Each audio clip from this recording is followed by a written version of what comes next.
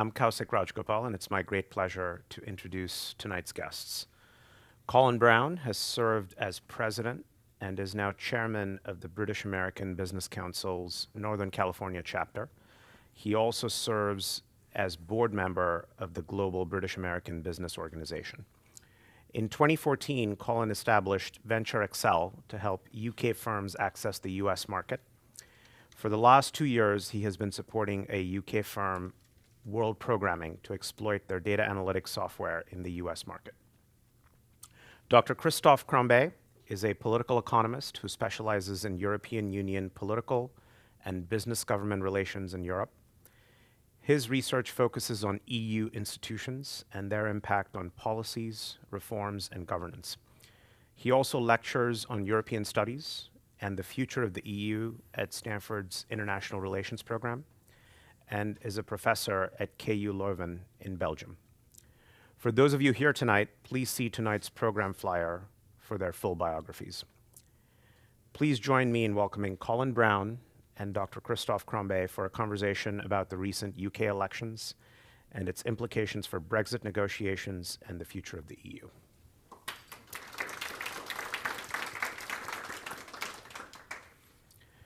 Colin, thank you for joining us.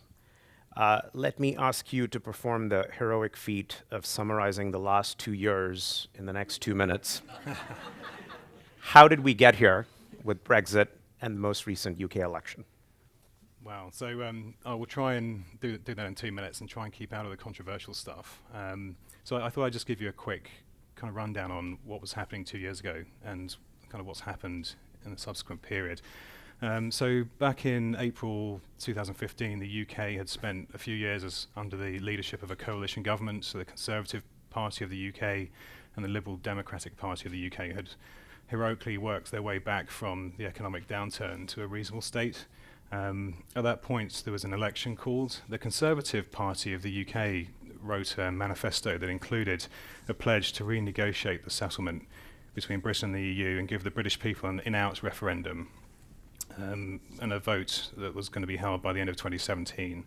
The backdrop to this was complicated. I can get into that later, but the referendum was widely received well. What followed was kind of intensive negotiation between David Cameron and the EU to try and establish a solid foundation to campaign from at the 2015 election. The government was very much about access with the free market, the single market, and turbocharging free trade, but really had a lot of pressure to kind of avoid some of the ever closer union policies that were coming out of the EU, but also kind of some of the immigration that was going on across borders was a concern as well. So there were a number of things that were sought from the EU. They weren't necessarily given. David Cameron came back to the UK with very little in his hand to show for the effort. And we went into the election. So the European Union Referendum Act was passed in 2015, 544 votes to 53 in favour of the referendum being given to the UK population. So the Parliament saw it as a good thing. And this act was passed by the Lords of in 14th of December 2015. So the referendum was held June 24th of last year. The result was unexpected. David Cameron resigned. It was not what anyone really thought was coming. So Theresa May became the Prime Minister in July of last year, tried to bring together a number of new entities within the UK government to start planning for and engaging with the EU as part of the Article 15 negotiations. So in January of this year, Theresa May listed 12 key objectives for the Brexit negotiations. We can go into those later. In February, the government has published a white paper on their vision for a new relationship between the UK and the EU. On the 16th of March, there was an act passed by the UK Parliament to give Theresa May the authority to move forward with negotiations. 29th of March, Article 50 was formally invoked by a letter being sent to Donald Tusk. And then a Great Repeal Bill white paper was published on the 30th of March. The Great Repeal Bill that's proposed by the government is a way of moving law from EU law onto UK statute books. We'll get into that later, but that was published on the 30th of March. And so since then, an election was called. Theresa May clearly wanted to establish a stronger foundation to negotiate from. The election result came out last week. The Parliament is a hung Parliament. The UK government is probably going to be formed this week as a combination of the Conservative Party and the Northern Ireland Democratic Unionist Party. Obviously that is still in negotiation as we speak. And then I think negotiations on the Article 50 post-European relationship start next week. So I think that's the simplest way. I can avoid complexity, but that's the... and we're up to date. Thank you, Colin. Yes. Yeah. Christophe, let me go to you and ask you broadly about this from the EU perspective. How does the EU view Brexit, and how do you see the future of the EU? I'm usually quite optimistic about the future of the EU, and I remain that today. But I have to say that the past few years have been quite challenging, probably more challenging than any other time in the EU's history. There have been major challenges, both external challenges and internal challenges. If we look at the periphery of the EU, at the neighboring countries, there's developments in the Middle East, of course, that are a source of great worries. There's autocratic rulers in Turkey and in Russia, two countries that are that have some way to influence what happens in the European Union. Recently, of course, there's also the election of a new president in the United States and the wavering commitment of the United States to European security, which of course forces the EU to consider at least taking its own security and defense policy more in its own hands.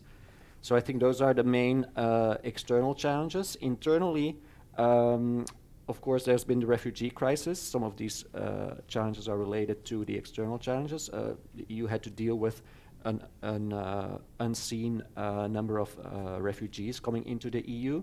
Before that, there was the Euro crisis, austerity policies, slow economic growth as a result of that to some extent.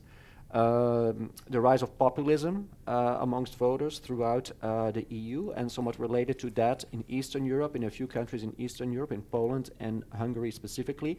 We have seen a few leaders come to power, prime ministers, that tend a bit toward autocratic governments who move away from liberal democracies as we here in the United States and in Western Europe know them.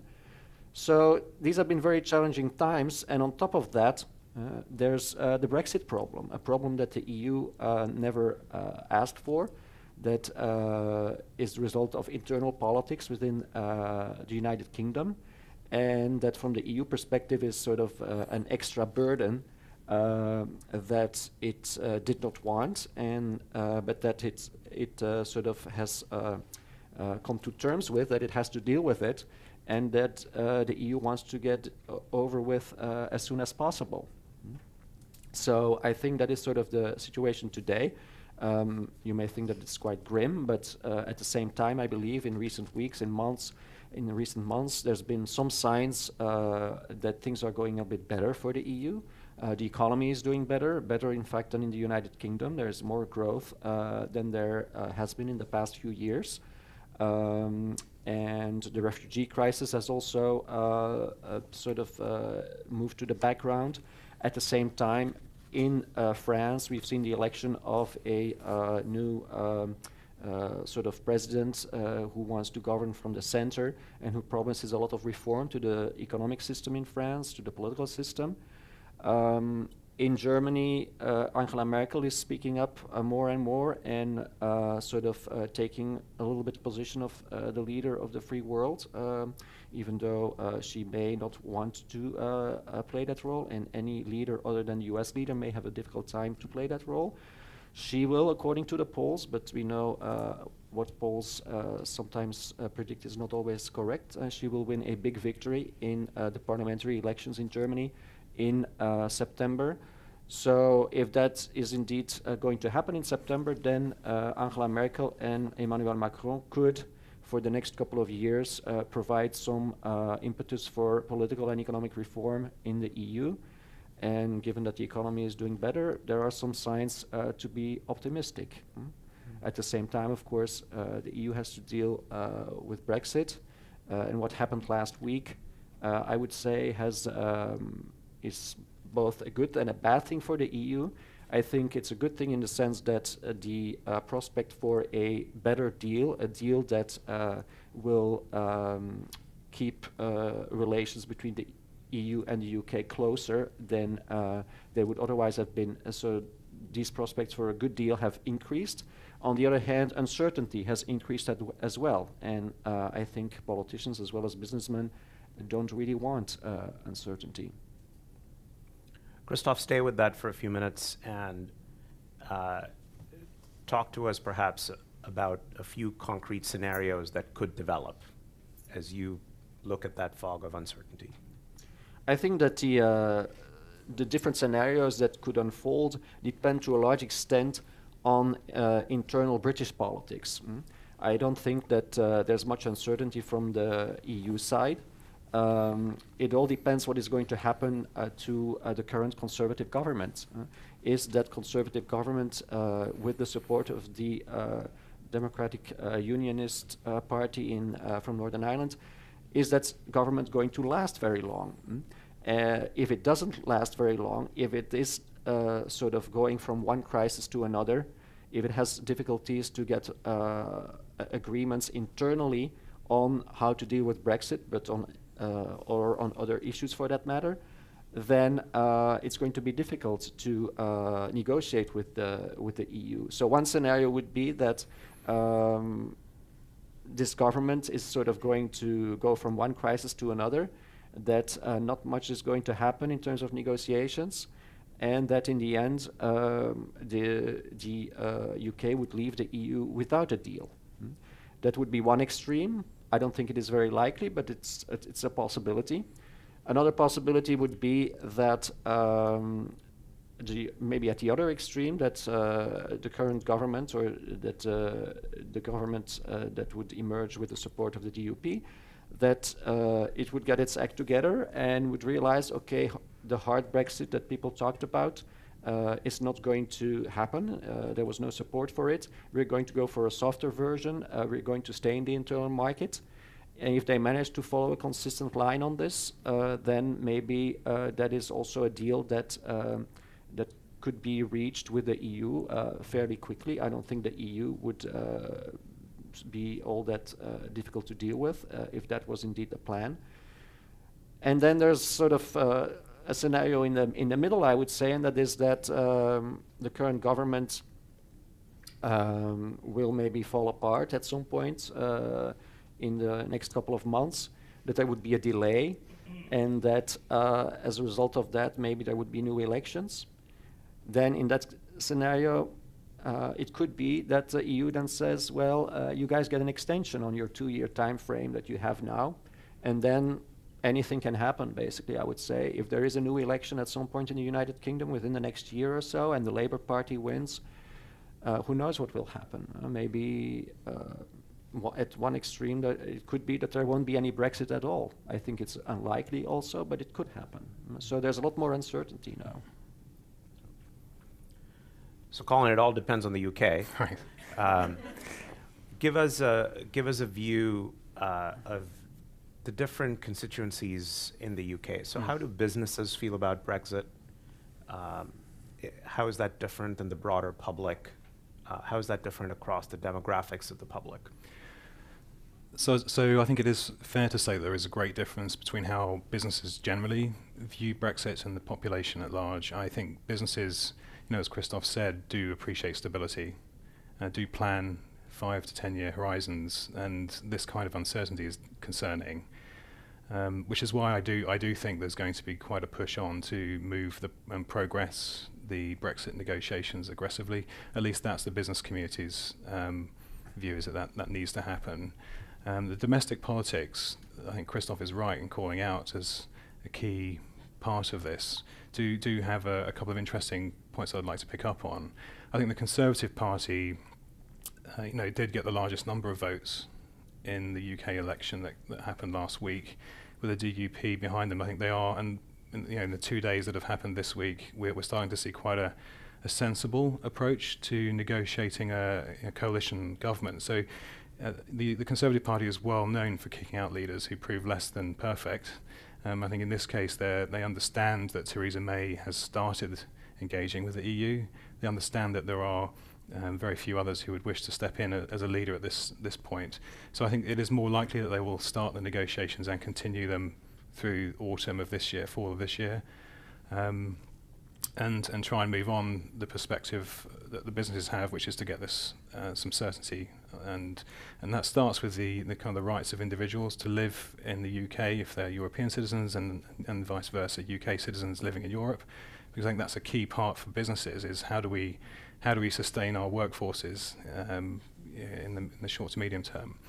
So I think there are a number of things there, and I think the Labour Party and the support of the Labour Party tends to be split. There are a lot of pro-Brexit people in the Labour Party, but it tends to come supporting the Labour Party, and it tends to come back from a more anti-globalist perspective. But it's a Brexit pro-Brexit kind of community.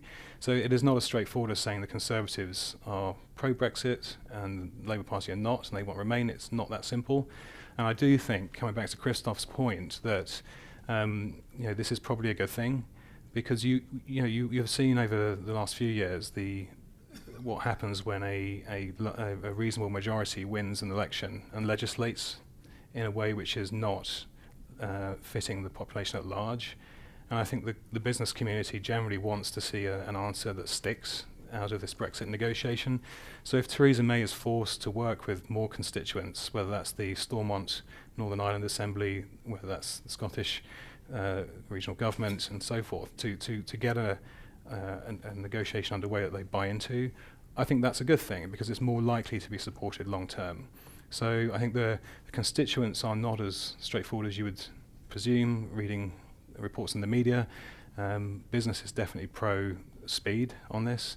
There are certainly constituents in the regional assemblies that want to see certain results. So, for example, the Scottish community at large voted to remain. They do want to remain part of the EU. So that is an influence that Theresa May will have to balance in the negotiations. I do think that there is some complexity around this language of hard and soft Brexit, which most businesses don't buy into that I talk to, because Brexit has been signed up to. I mean, it is going to happen. I mean, there is going to be a point when the UK leaves the EU, assuming the referendum vote is honoured. I mean, if it's not, then you have a very different challenge ahead of you, which is about democracy. And obviously, someone could rerun the referendum in future, but right now it's happening. But this concept of hard and soft Brexit is difficult, because the EU is very clear on the four freedoms, which are freedom of movement, freedom of capital, and so forth. And I think if the UK wants to limit its legal, regain legal independence from the European courts of justice and have the Crown Court being kind of the key court of the land, then you're starting to break down the four freedoms a little bit. And so you either are in or are not in, and a lot of the language which has come out from the EU has worried British people generally, which is it's quite hard line on the four freedoms. And I think the negotiation going forward is going to be as much about the give and take on those four freedoms, and the fact that the EU wants to kind of maintain the perspective that it's better to be in it than not in it, and anyone that chooses to leave cannot be doing better than if they were in it. And I think that's going to be part of the challenge of the negotiations for Theresa May in the UK generally. And it's certainly, I think, why she went for another election, to try and create a stronger base on which to negotiate with the EU. So, I think I'm not sure if that answers your question entirely, but it's going to be complicated for a number of reasons.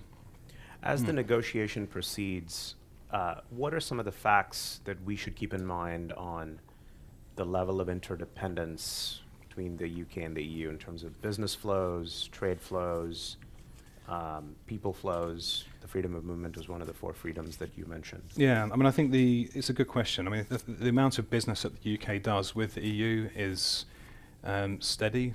It's not necessarily growing as trade with outside of the EU is, but it's still a significant part of GDP. I think the key metric to look at is immigration. I mean, the UK had sort of 596,000 immigrants last year.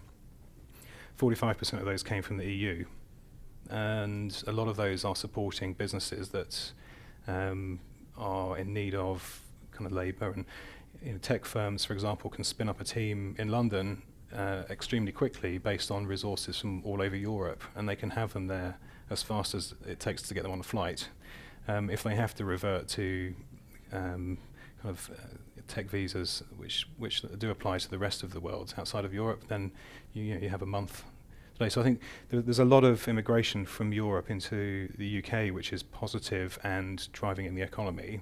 And the real challenge that businesses have is perceiving a future where something like that is in place. And a lot of the challenges that the negotiators have is that they're working very hard to get back to something that exists today. From an immigration point of view, where you've got the benefits, but you've also got the control of excluding kind of economic migrants, as some people in the press call them, from the EU, that some of the voting population don't want to see that. So immigration is probably the key metric that people are focused on, but jobs primarily is, after this last election, is going to be the one measure that kind of is the kind of measure of success for the negotiators of the Brexit period. So, I mean, it's all about jobs from a business and government point of view. I think the other metrics on the volumes of trade, I don't think they're going to be meaningful to the negotiation in the short term. I think the UK is focused aggressively on the rest of the world. I mean, there are limits on what the UK can do whilst it's negotiating Article 50. Which is the terms of exiting the EU, but there are interesting conversations emerging with Commonwealth countries, former UK Commonwealth countries like India, Australia, New Zealand.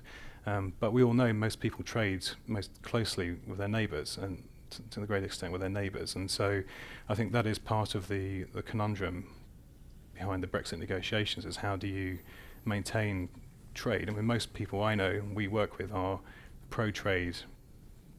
Movement of capital is a part of that, and I think that's going to be very important for the post-Brexit period, is how much of the UK's businesses can jump off into Europe. And that's really, for California, that's where a lot of the benefit of going to the UK has been, is kind of using the UK as an entry point into Europe. Common language, common legal framework, and the benefits of using the UK as a jumping off point have been pretty well appreciated by the US companies I've worked with.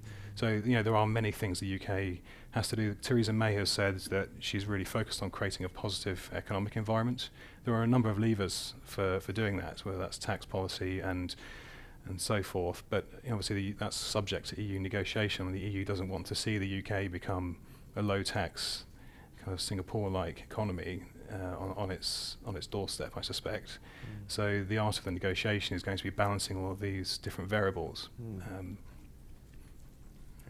Thank you. Yeah. Christoph, from a EU perspective, Colin talked a little bit about the 4 freedoms as being non-negotiable.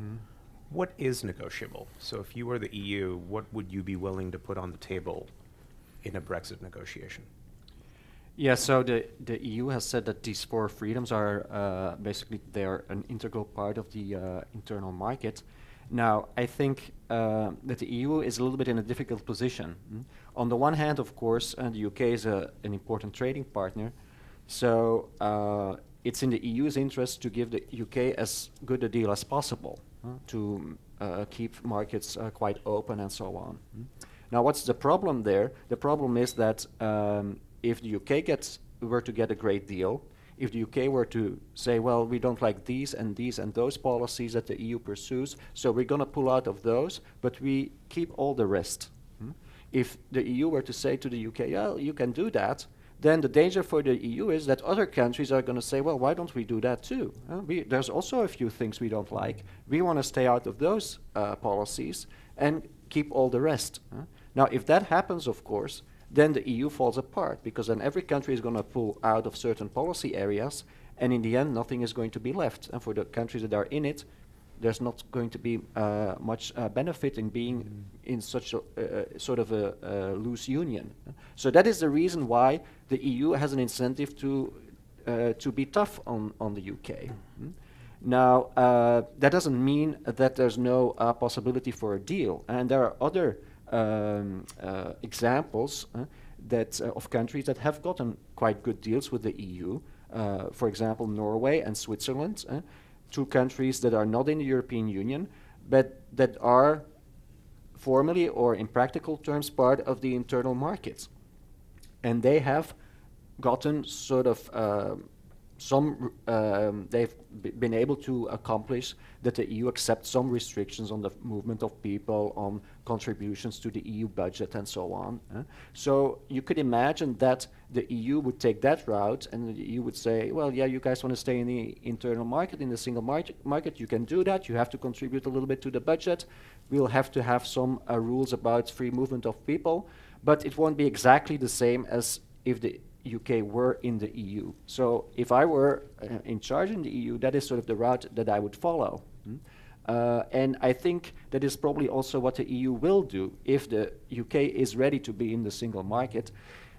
People forget sometimes that before the referendum last year, David Cameron, the then Prime Minister, negotiated a deal with the UK, with the EU, that would have gone into effect if the vote had been to remain, and that deal also allowed the UK and other countries to restrict the free movement of people for a number of years in times of large immigration flows and so on. So it's only a little step from there, a little step further, to basically accept a country that is in the single market but not quite in the EU, to impose even further restrictions on the free movement of people. So I think that is probably the route that will be taken if the UK wants to be in the single market, at least. Yeah. Christophe, let me stay with you and ask about the EU more generally. Clearly, Brexit is a big deal at the EU's doorstep that they need to work through, but you talked quite eloquently about the broader challenges the EU faces. How should the institutions of the EU adapt to meet those challenges? What do you see happening? Yeah, people talk a lot about the institutions in the EU and the fact that they don't function very well. I do think there are some problems there. I don't think the problems are as big as people sometimes portray them. I actually think that there's more of a problem with the policies that the EU pursues. But I'll first say a few things about the institutions. In the EU, there are three important institutions in EU politics, and there's a commission, which is sort of an executive body in Brussels. The institution probably that in the UK and in the tabloid press in the UK that they complain about the most. They set all kinds of rules for the functioning of the internal market. The problem with that institution is that it is sort of very remote from voters. It is appointed by the other two bodies, and one of these two other bodies, the Council, which is a bit like a Senate in the EU. The Council basically consists of representatives of the member states, so they are not directly elected either. So for a voter to say, well, I don't like the Commission, I want to vote the Commission out of office, that would be very difficult. They can express a vote in their opinion in a vote on EU politics, in a vote for the EU Parliament in Strasbourg and in Brussels. Every 5 years, people in the EU vote for the European Parliament. That Parliament has an impact on what the Commission does and the people who are in the Commission, but the Council also has an impact there. And in the Council, you have all the member state governments that meet, and that's still the most important institution in terms of setting policy.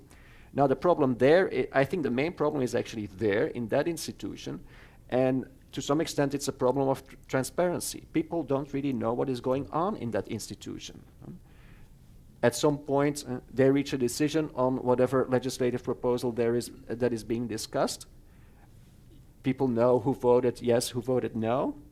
But other than that, you don't really know anything about the points of view that have been defended in that institution, and so on. So the result of that is that all the member states' representatives, they can go home, and what do when they go home to the UK or to Belgium? Because all politicians in the EU do that, also in a country like Belgium that is very much pro-EU. If there is a policy that the voters in Belgium don't like, what is the Belgian Prime Minister or the Belgian Minister of this or that going to say? It's the EU that is doing that. They told us we have to do this. We didn't like this, but they told us we have to do that. We have to reduce our budget deficit instead of defending that policy and saying, well, this is the right thing to do. No, they say the EU wants us to do that. On the other hand, if the EU makes a decision that most people like, no single Belgian politician is, of course, going to point out that he or she did not decide that. They're going to pretend that they came up with this fantastic idea, whereas in reality, the EU, they're doing that because the EU decided that they had to do that. So that is sort of the dynamic that is going on there. So in terms of institutions, I think a lot can be improved as far as the functioning of the Council is concerned. There could be ways to elect the Commission in a more democratic way also. I think those would be the two main changes that I would implement. But I think the more important thing is that to a large extent the Commission sets policies that really don't really appeal to voters very much. The EU sets policies on, I don't know, the standards of tables, how sturdy or fire-resistant tables should be or something like that. This is not something that keeps voters awake at night. So the EU should probably do some, pursue some policies in some policy areas that would have a lot more appeal to voters, or where they could show how important they really are. And at this point, there are examples where that could be done very well, I think. For example, in terms of border security, it is still largely the responsibility of member states to protect the borders in the EU. That was an issue that was very important, of course, during the refugee crisis. Now, why is that the case, that the member states are protecting their borders? To some extent because some countries don't want to pay for protecting the borders where if they don't have an external border themselves. But the more important issue is that each member state sees that as a sign of their sovereignty, the fact that they can protect their borders. This is the UK Coast Guard or the UK Custom Control or whatever it is, not the EU border control. So member states have not been willing to give up that responsibility because they see it as a sign of their sovereignty, the fact that they still control that. Given the problems that have occurred in the past few years, I think if the EU were to get control over borders, and it would do a good job at it, that voters would see, well, look, the EU is doing something meaningful here. Same thing could be said about foreign and security policy and defense policy. It is, whether it is because Donald Trump says so or because of better reasons, it is true that most European countries don't spend enough on defense and should spend more. Now, does it make sense for each country to do that individually? Or should there be more coordination, going even as far maybe as a European army or a more integrated European army? A lot of people would probably be in favor of that and would be saying, well, this is a lot more efficient than what we were doing before. But given that armies, military, defense policy, foreign policy is also something that most countries consider as very close to their sovereignty, this is probably also something that is not very likely to happen in the next few years. But maybe the circumstances, the international circumstances, Donald Trump, may actually bring the EU closer to actually achieving something like that. So I think that the more important thing for the EU to do would be to think, okay, in which policy areas can we set policy a lot more efficiently than the member states, and in which policy areas can we bring that message across to voters and contribute to people's lives in the EU. I think that's probably the thing that I would do first. Great. Well, thank you, Colin and Christoph. We've been collecting some questions from our audience here, and I'd like to bring them into our conversation. First question to both of you, and Colin, we'll start with you. What would be the economic repercussions of the UK leaving the EU single market for the UK, for the US, and the EU? That's a very good question. It's hard to quantify the impact at this point because it's hard to, until there is a good understanding of the trade terms on which the UK would be operating, you cannot do a full impact assessment. I think the worst case is that the UK drops out of the EU. It falls back to World Trade Organization tariffs, which are they are what they are. There's some significant tariffs that exist on the trade that we would be doing with Europe, and that would not necessarily be a good thing. So the impact would clearly be significant. I know there have been some economic models done which put the figure in many billions. I think the reality is that that's not in the interests of Europe, and it's certainly not in the interest of the UK to let that happen. The net trade position is definitely weighted in the favour of the UK in that regard, as in the EU tends to export more to the UK than in terms of goods and services. The UK tends to export more to Europe. So I think if you look at the impact of, for example, cars, BMWs, Mercedes, Volkswagens, there are phenomenal numbers bought in the UK. Equally, a lot of banking is done in the UK. London is the international banking centre in that area. The question is what happens to banking. There are a number of conversations going on at the moment that I know of where firms are putting offices in Europe as well as maintaining their office in the UK because they're not quite sure what the impact of dropping out of the EU means yet. It's inevitable that a certain amount of that business will move to Europe, especially the euro clearing, the kind of businesses that exist in London. So I can't answer your question with a dollar number, but I think it's really clear that it's in everyone's interest to try and close down the gap in terms of tariffs to open up the free trade routes as much as possible. I'm not sure if Christoph has any perspectives on that or if you've seen any modelling, but that's the best answer I can give, I think. I would say that in continental Europe, most people would tend to think that the situation for the UK is a lot more difficult, and that the consequences of the UK not being in the single market would be a lot worse for the UK than for the rest of the EU, because it's for the UK, its trade with the rest of the EU is a very much higher percentage of its trade than it is for the EU. Of course, for some countries in the EU, the neighboring countries, not only Ireland but also the Netherlands, my home country, Belgium, trade with the UK is also a very high percentage of their GDP. So there are some differences in the incentives that EU member states have in terms of how to deal with the UK in the event that it leaves the single market. But I think most people in the continental Europe would say that the EU is in a stronger bargaining position than is the United Kingdom. Now, if the UK does decide, after what happened last week, to stay in the single market, then I think these discussions are not so much of an issue in terms of the economic impact. I would think that the economic impact in that case would be relatively small compared to what they would be if the UK found itself outside of the single market.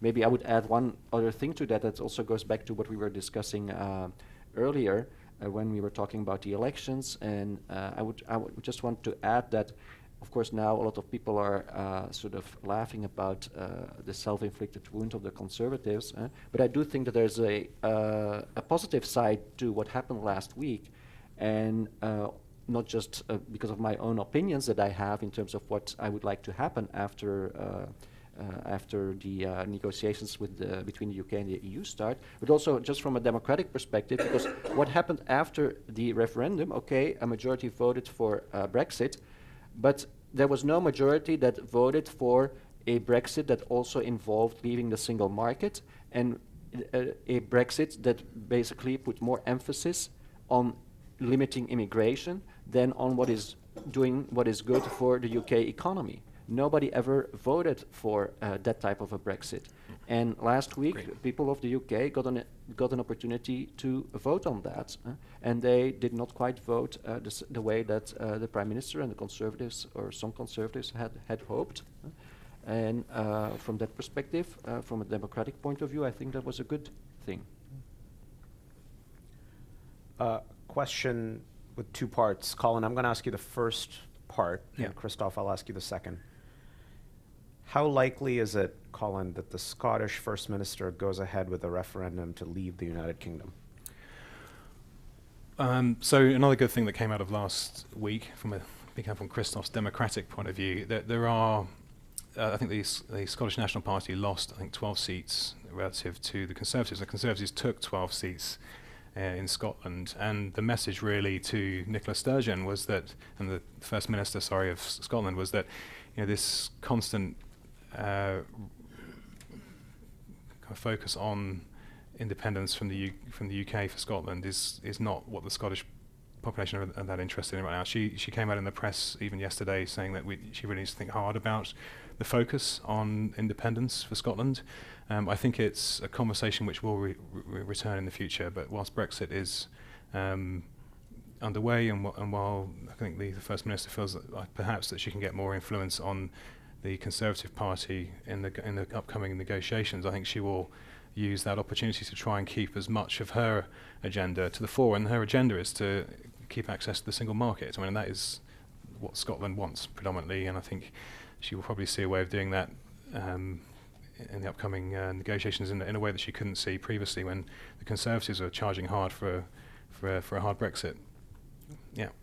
And Christophe, if that were to happen, how likely is it that the EU would accept Scotland as an independent member? I think quite likely, actually, if Scotland were to become independent. Now, I think at this point, before Scotland actually votes to become independent, and I agree, given what happened last week, that's a lot less likely to happen. There's a lot less likely to be another referendum. But as long as there has not been a vote in favor of independence, of course, a lot of European politicians have an incentive to say that it's not all that clear what would happen. I think most politicians in Europe don't want to have to deal with yet another source of uncertainty, have to negotiate with Scotland and with the UK and whatever on what type of arrangement they would have. I think the EU would like to avoid that.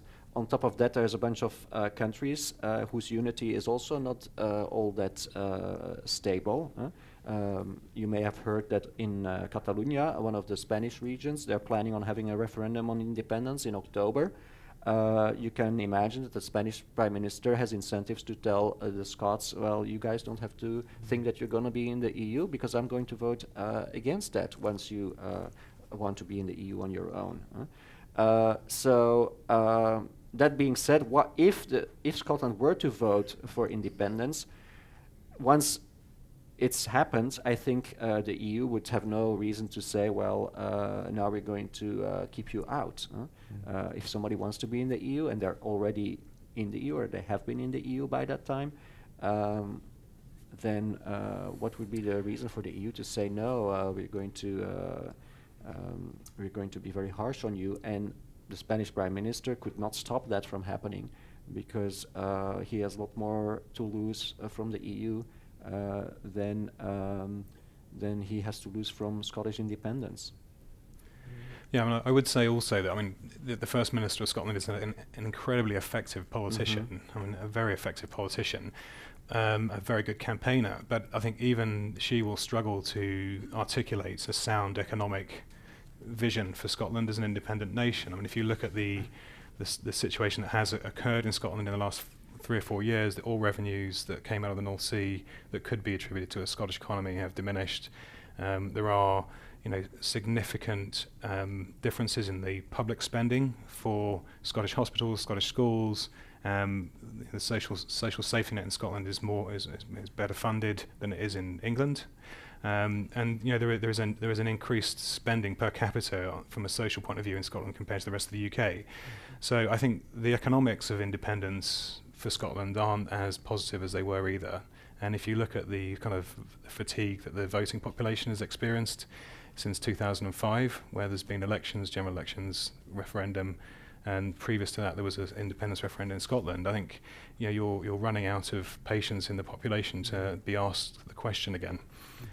So I think there are a number of reasons why Scotland is probably, and the same, we can talk about Northern Ireland, but I think the same starts to hold true for Northern Ireland when you look at the influence they're going to have through this coalition. It's probably more likely they'll get an answer that suits the Northern Ireland position as well.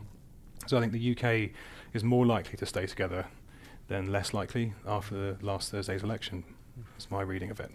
Yeah. Christoph, let's go southeast from the UK and consider Greece.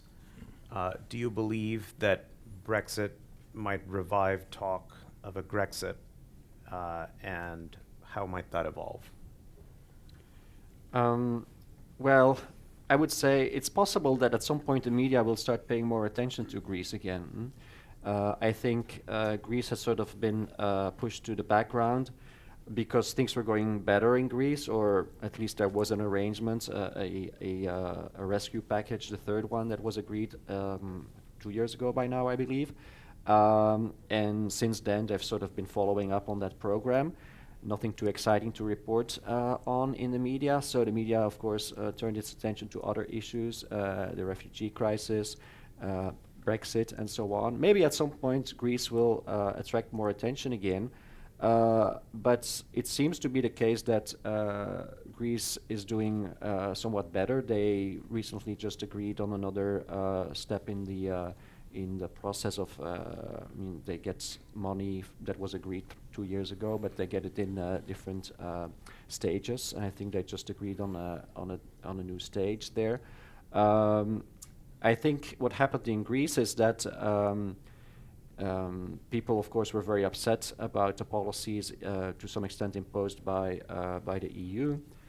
They voted for a populist left-wing government that could have left the euro area if it wanted, but it didn't.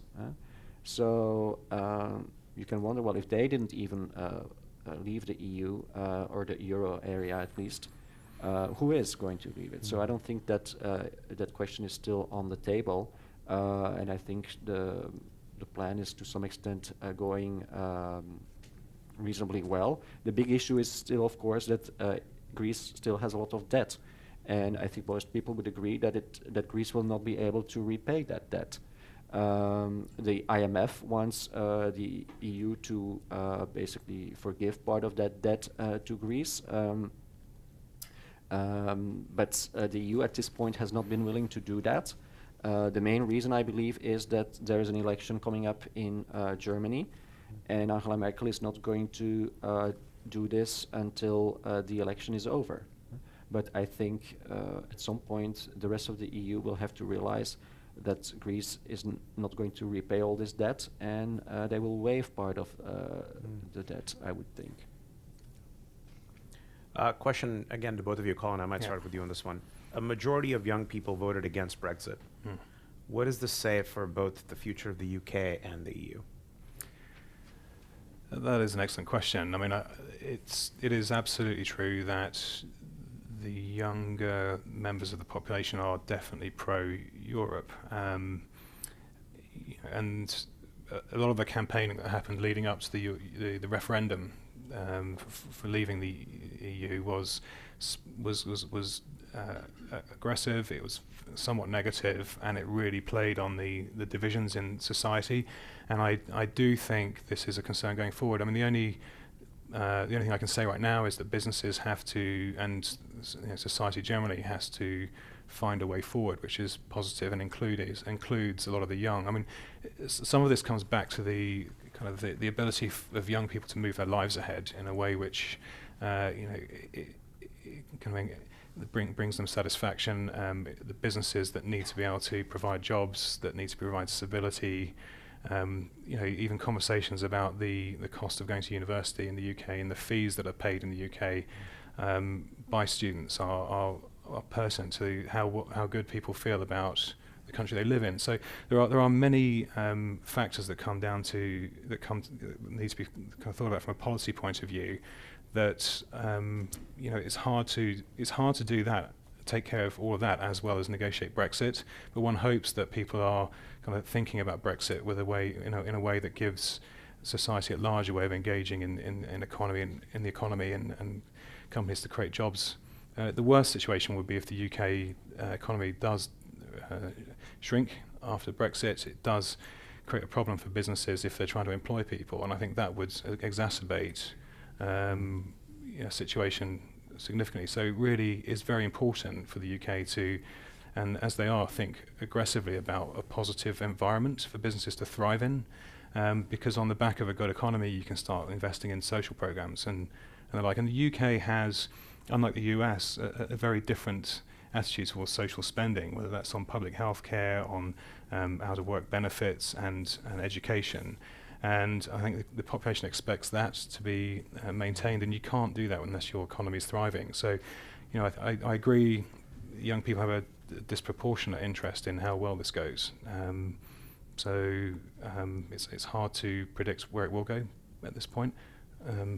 We just hope that the businesses and the government at large manages to create a policy framework that succeeds. Yeah. I would say we were talking earlier about the many ways in which the referendum from last week was a good thing for democracy in the UK. I think this is another aspect of that. A lot more young people voted apparently than did last year, than did 2 years ago. And younger people, the 18 to 24 age group, they're usually the ones where the abstention rate is the highest. They're the least likely to vote. Maybe partly because they did not vote in high enough numbers last year in the referendum. The outcome was what it was a year ago.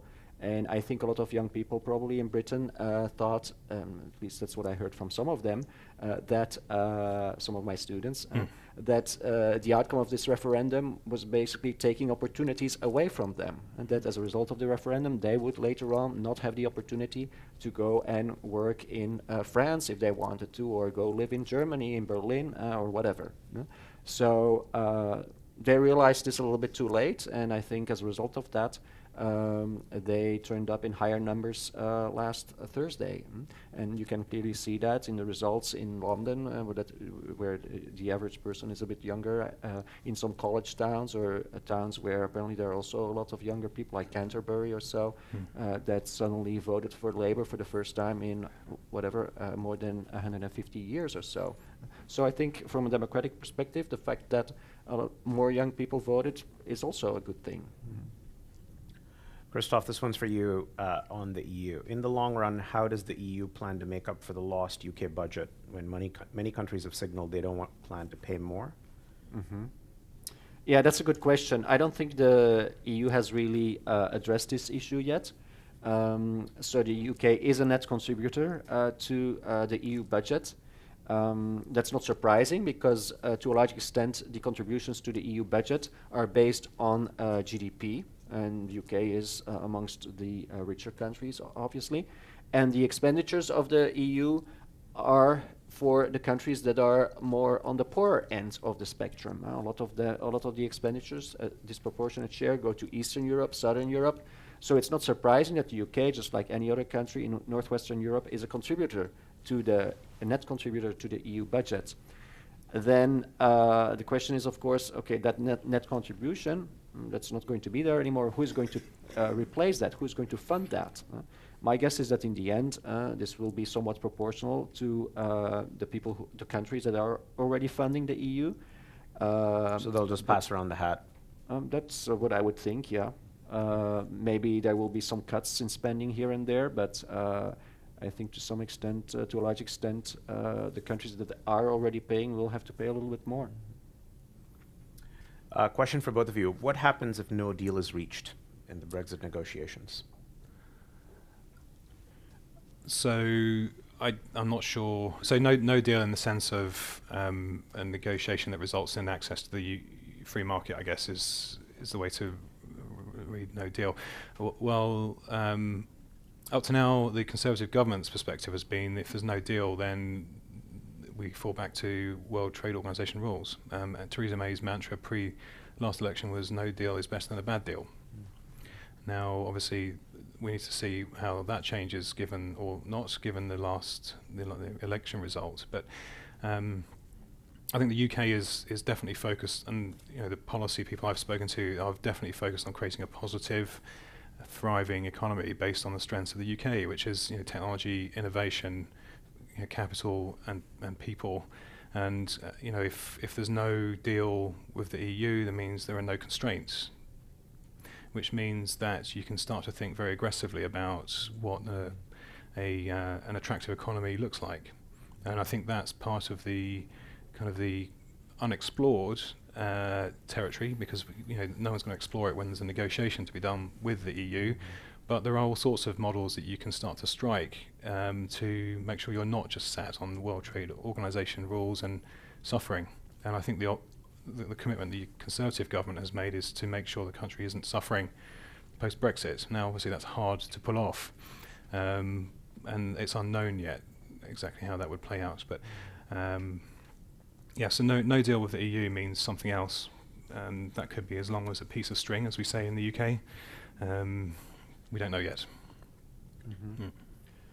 I agree with Colin. I would just add to that and Colin knows that better than I do, that this would be a major disruption, whatever the deal is afterwards, or whatever the arrangement will be after the negotiations break down, if they ever break down. That will be a major disruption. If you think about what has happened to business in Europe in the past 20, 30 years, especially after the 1980s, is that most companies have sort of integrated the way they operate within the EU, taking it as given that the market, the single market, would always be there. I don't think any companies in the UK even were really seriously considering the fact that at some point they would not be part of the internal market anymore. So when I talk about this to my students, I can show nice pictures of this. Like you can take any company as an example, Procter & Gamble or whatever, a US company, and say this is where they produced, I don't know, some type of product in the 1980s, 20 different places throughout Europe. Now they have 3 large plants, one in the UK, and the UK plant serves the UK and maybe the Benelux or something like that. So they've set up this way of operating, these supply chains that go along with it, and all of that will be disrupted if there is no arrangement, if the UK is no longer in that internal market. Companies will start moving plants and stuff like that. So it would be a major disruption, whatever happens afterwards. Yeah, and I mean, I agree with Christoph. I mean, it would be very disruptive, and I think I used to work for a large European or global systems integrator that was able to kind of work very flexibly around Europe, and that would be a disruption. I mean, I think most UK businesses have gone through the shock of realizing that this is a possible outcome. That people are starting to do some strategic planning that factors in different outcomes. I think businesses are generally more proactive about this than kind of some of the governments people we've spoken to, but they have to be. And the reality is that most corporations out of the UK are global corporations that are used to working across global barriers and boundaries anyway. And the real question is, what's the P&L impact? What's the most economically advantageous way of running your business? And I think we'll get into the upsides potentially of what happens next. But there are possibilities that open up for the UK if it is outside of the EU and working to its own policy framework that help it deal with this. I mean, it is not the desired outcome. Let's be clear. I mean, the businesses and the UK government wanted to remain in the EU and to remain connected to to the benefits that brings. But you back British people into a corner and they start to innovate, and you can never count them out of a situation. I would say that in terms of businesses and as a national culture generally. So I would say it's not the outcome people want, to have no deal. But the reality is that people will get on and figure something out if they have to. That's just a general comment. Yeah. So as we get close to wrapping up here, let me ask each of you about your optimism on the long-term outlook for the EU and the UK economy respectively. So Christoph, what is your long-term outlook for the EU? Well, as I said earlier, I tend to be quite optimistic, and I think there are opportunities now that arise from the election of a more pro-European president in France, probably the most pro-European president in France, maybe ever, or at least since the 1970s, I would say. And the fact that Angela Merkel plays a more and more important role in European politics and a proactive role, I think there are opportunities there. Also, maybe in a less positive way, opportunities provided by the fact that Europe has to face a new reality in international relations, that, as Angela Merkel said at some election meeting or campaign meeting, that the US is not a reliable partner anymore, that it used to be. That will force Europe to some extent to take more responsibility. And I think there's a good chance that they will do that, both by changing some of the less nice aspects of the way the institutions function in the EU, by proceeding to integrate some extra policy areas.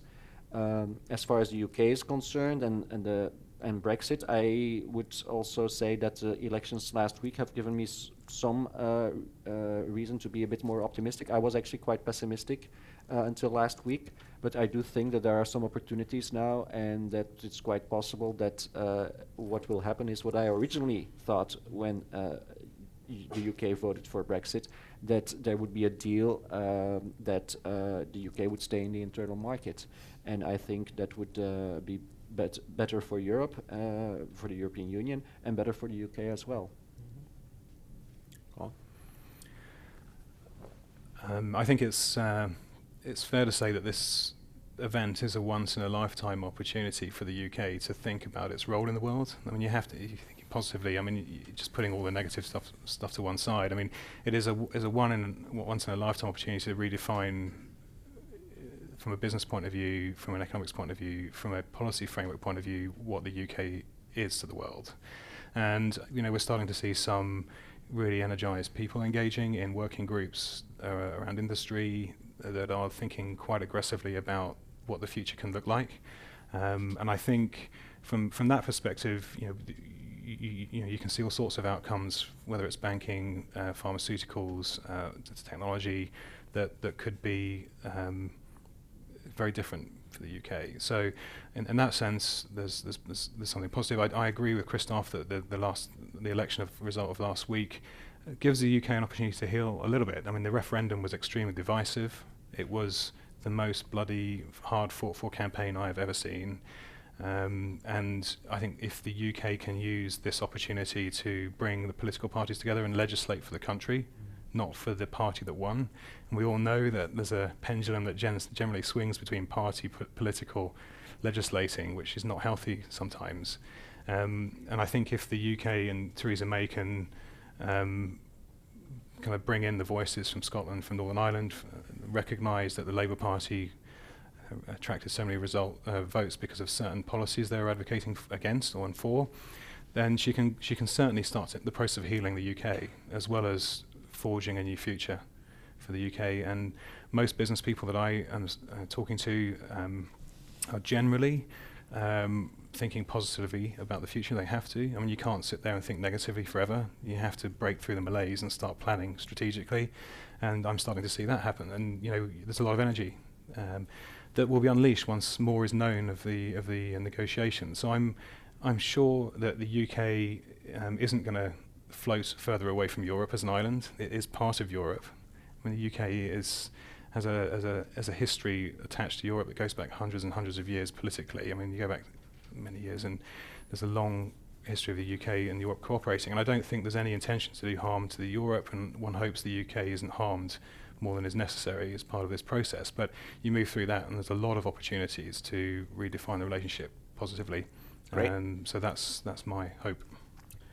And that's all the time we have tonight. On behalf of World Affairs, please join me in thanking Colin Brown and Dr. Christophe Cranvé.